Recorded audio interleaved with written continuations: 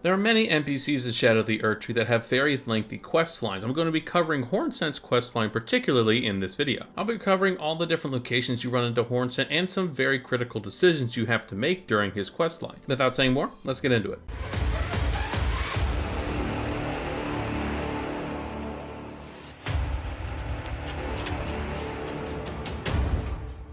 Now you meet Hornsent for the very first time very early on at the Three Paths cross site of Grace right next to Freya, one of the other characters that has another very lengthy questline. Now the conversation you have with Hornsent is very generic. He's not too happy about all these different people being here for Miquella, but will be okay with it as long as you stay true to the purpose that Miquella has set out for you inside of Shadow of the Erdtree. Now you won't see Hornsent again until you get to the High Road cross site of Grace, where you're also going to come across Needle Knight Letta. Keep Letta in mind because she is part of Hornsent's questline when you get to a certain part of it. But for now, simply go and talk to Hornsent a little bit more and he'll just continue the normal stuff that he's talked about with you before at the other side of Grace. After this conversation, Hornsent's questline will not continue until you go and visit Shadowkeep for the very first time, especially at the main gate. When something occurs at the Shadowkeep for the very first time, and you'll be very obviously notified what it is, you want to make your way back to Hornsent at the previous site of Grace and Cross, and he will start talking to you about his real ambition: to kill Mesmir in the Shadowkeep. And this is actually part of his questline, but that's a little bit later. Complete the conversation with Hornsent until he starts repeating his dialogue per normal in Elden Ring questlines, and make your way back to Shadowkeep until you come to a particular part of the Shadowkeep where you're going to see two different invasion symbols. These are right next to a main progression section of the Shadowkeep, so they will be hard to miss. So when you come across these symbols, you will have three options. One, you actually help out Letta to go and kill Hornsent because she starts to think that he's the person that's going to go and try to kill Miquella later on. Help Hornsent by killing Letta, which will then of course progress his questline, but then also ruin her questline. And your third option is quite literally to do absolutely nothing. You don't actually have to pick one of these two options to progress Hornsent's and Letta's questline.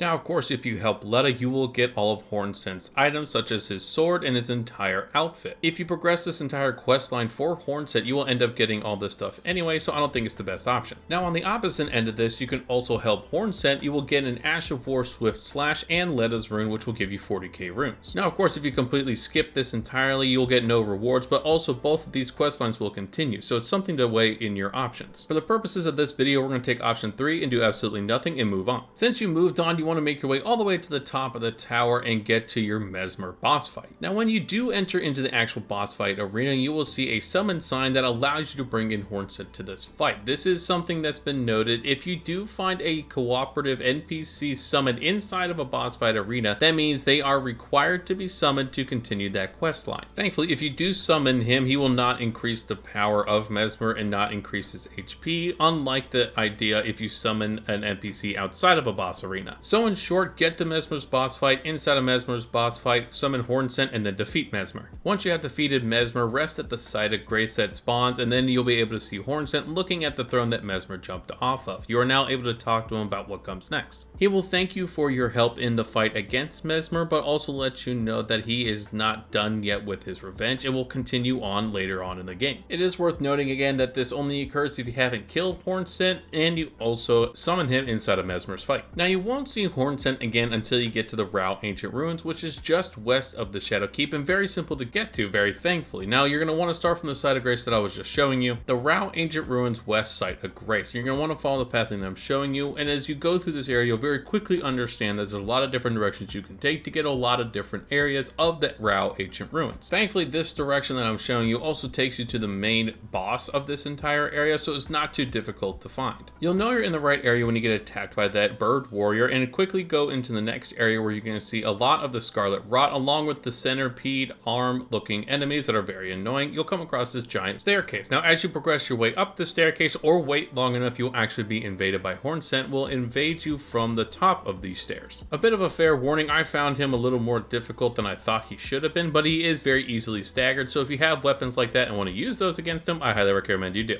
Now, when you do end up finally defeating him, you will of course get his entire outfit, but also a brand new weapon called the Falks. Now I have no idea if I'm saying that correctly at all, but it is a pair of curved swords. Here's the full outfit of Hornsent with everything attached and also dual wielding the sword that he drops. It's a pretty sinister looking set, and if you inspect and analyze some of the lore around both the sword and his outfit, I think you might be a little more disturbed and look at Hornsent a little more differently than when you did before. Now the Ash of War that is on this sword is also the same moves that he used against you during your fight with him. It's basically him trying to chop you in half. It's a really strong move, and you can also multiple attack at the same time by slicing the air a lot more if you continue using the weapon's Ash of War. Imagine the multiple swinging attack that he uses against you when you're fighting him. It's exactly that move. Here are your overall stats at the very base level. Once again, it is a strength and dex based weapon, which a lot of these weapons are inside of the DLC that I found, but still a really cool sword and fun to use. Now the armor itself is not really anything special. It's very unique, obviously, because it's an NPC set of clothing, but outside of that, it's very lightweight, doesn't do a lot of damage negation, but if you want to cosplay as him, you now have the option. But that is how you can fully complete Hornsent's questline. It's not as long as some of the other NPCs you come across in Shadow the Erdtree, but it's still really rooted in a lot of lore and gives you a lot of backstory of what happened to the Hornsent after Mesmir attacked. Overall, I hope you guys found this walkthrough guide very helpful. If you did, do me a favor and hit the like and subscribe button so I know that this was actually worth your time, and let me know your favorite part of this questline. There's a lot that goes into it and a lot of backstory when you listen to the whole thing. That's not something I wanted to spoil in this walkthrough guide, so you guys can enjoy for the first time yourself. Once again, I hope you guys found this walkthrough guide helpful, and I'll catch you in the next video.